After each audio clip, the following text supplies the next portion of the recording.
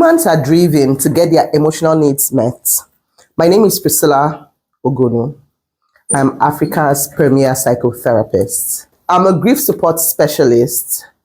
I'm an emotional recovery therapist. And I'm a couples counselor. I specialize basically in helping clients process, articulate, and move from trauma, making them more hopeful and happy. Today, we'll be talking about how we started at The Counsellor. So a couple of years ago, precisely 2008, I was on my way to school from home, and a friend of mine, my best friend then, kept calling me, and I was wondering why she was calling me, repeatedly. And she called and called until I got to the gate. I realized that, she was waiting for me at the gate. I got to her and she was excited to have me back. She stays off campus. So I was wondering, I was still on campus then. And she walked me to my hostel. We talked through. And then when it was just time to relax, and she told me, she broke the news to me. So while we're in school, because of what I did, the responsibilities I handled, first, I was my school's ambassador for entrepreneurship.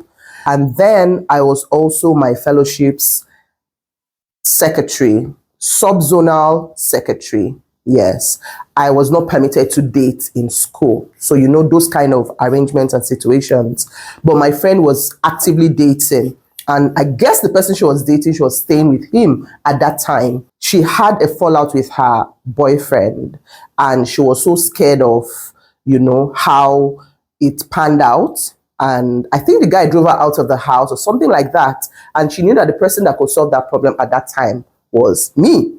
So when I came, she explained everything to me. And then I had to take her to his house. I was so furious. If not anything, why would you even drive her out of school? This is school, for God's sake. Do you understand?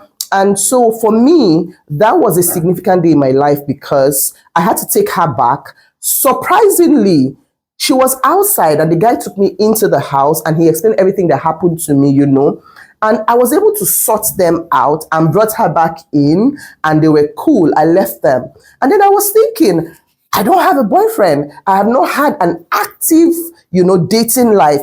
And so why was she so confident in the value I would bring into their misunderstanding, number one? And then number two, I saw how her boyfriend also regarded me. He highly respected me at that point in time. So I was wondering, so why? What?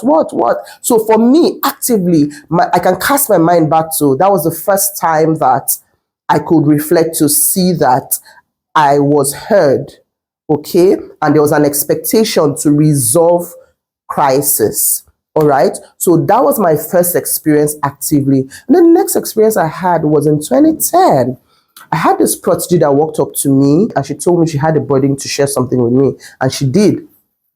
When she shared with me everything that had transpired between her and her ex and how it was an abusive relationship and everything. And I asked what she wanted. She told me clearly that she wanted to know exactly what to do. She wanted to know, she didn't know what else to do, And so I sat her down, spoke to her, and we had a way forward, From that day, she was literally looking up to me for what next. And it will surprise you to know that we worked together for years until, I guess, after my marriage, she also got married to an amazing human and they are doing very well and they are very happy. Okay, I had to lay this foundation to say that a lot of times we have careers, we have goals, we have our purpose, and probably we're not clear about what purpose or what goal we should be doing. A lot of times our purpose is that thing that comes to us naturally, in line with our gifting. All right. And so this is how my counseling focus and career was concretized because of this major, situations I had in my life that I had to provide solution and give support to people.